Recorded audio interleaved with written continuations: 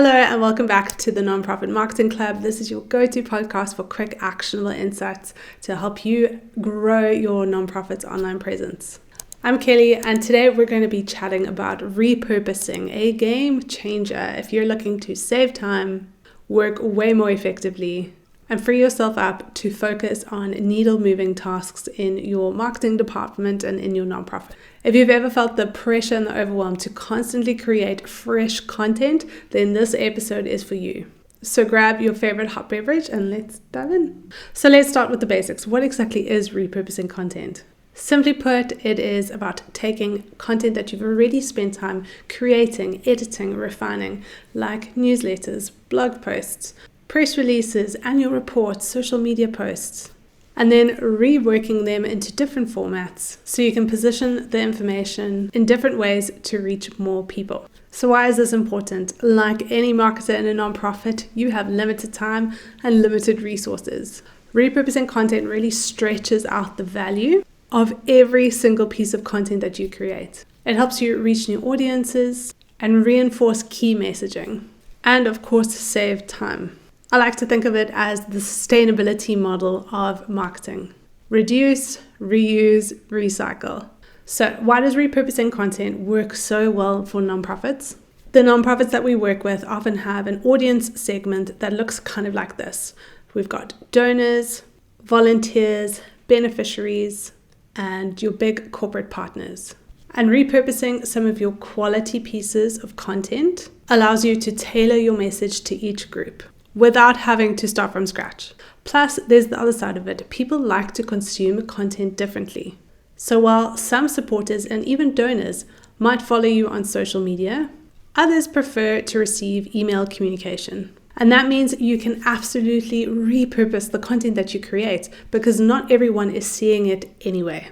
Here's a great example. If you create an annual report, you can break the information that's in the report down into bite-sized pieces.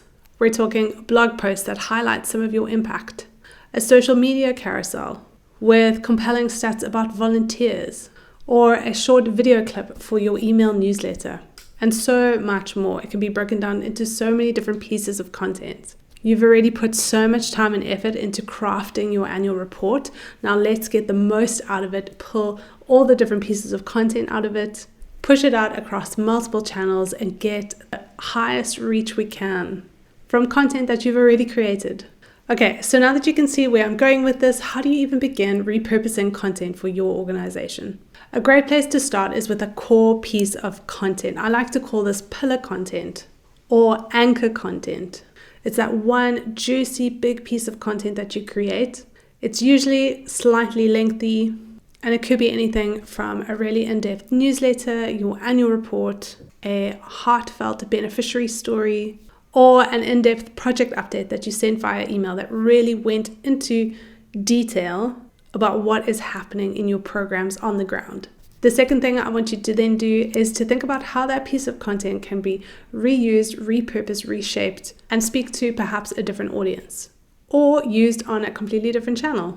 So ask yourself questions like, how else could this content be shared? Who else do I need to communicate the essence of this content with? For example, you could turn a project update shared via a blog post into a carousel on social media. Or you could use some of your key impact stats and stories and turn that into an infographic that you then share with your donors. These are just a few of the ideas off the top of my head, but I'm sure when you sit down with that piece of content, you'll begin to break it apart and see just how many different formats, how many different pieces of content you can actually get out of that one piece of content. Now, the third step is you want to match the new piece of content with the correct platform. As you know, certain types of content perform well on certain platforms. For example, short, snappy videos do really well on TikTok and Reels, whereas longer, in-depth stories, perhaps about your beneficiaries and your impact, work way better on things like email or your blog. So you're going to want to tailor that piece of content to that specific platform, as well as think about the audience that's going to be viewing it on that particular platform. Some examples from nonprofits that we all know and love: Charity Water. They often take their video testimonials from beneficiaries and they break them into shorter clips on Instagram stories, TikTok, Facebook, Another example is the Red Cross. They've taken their emergency blog posts and repurposed them into visually engaging Pinterest pins. And one that I seem to come across so often on my Instagram algorithm are the animal shelters. They'll take their success stories from their website and share them on Instagram Reels in these really heartwarming videos that show the true impact of their work. Okay, so you might be wondering, won't people see me repeating content? Won't they notice that I'm just repurposing the same thing? And the likelihood is not really, no.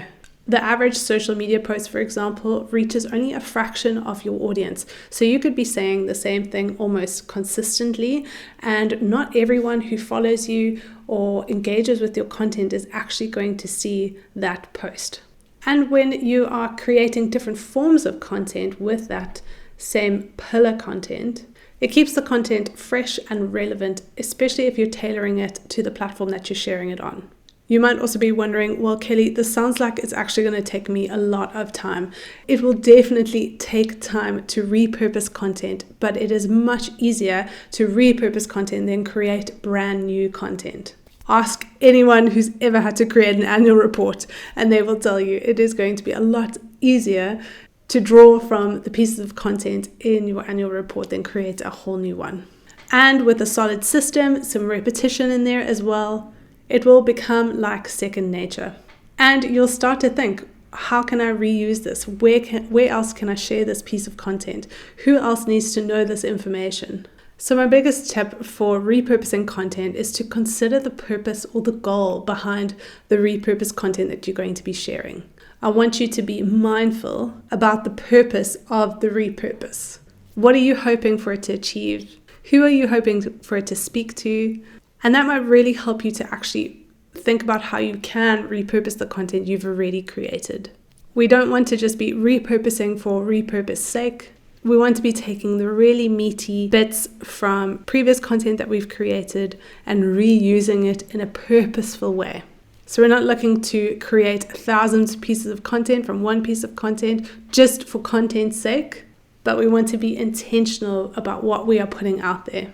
Okay, I hope this episode has inspired you to think about the content that you're putting out there, as well as to consider how it can be repurposed and reused elsewhere in your marketing. And if you have found this episode helpful, I would love you to please leave a review on the podcast platform that you are listening to, as well as wherever you're watching. It really helps us to get this podcast out to more people, more nonprofits, more marketers. Until the next episode, keep doing such incredible work, and I will see you soon.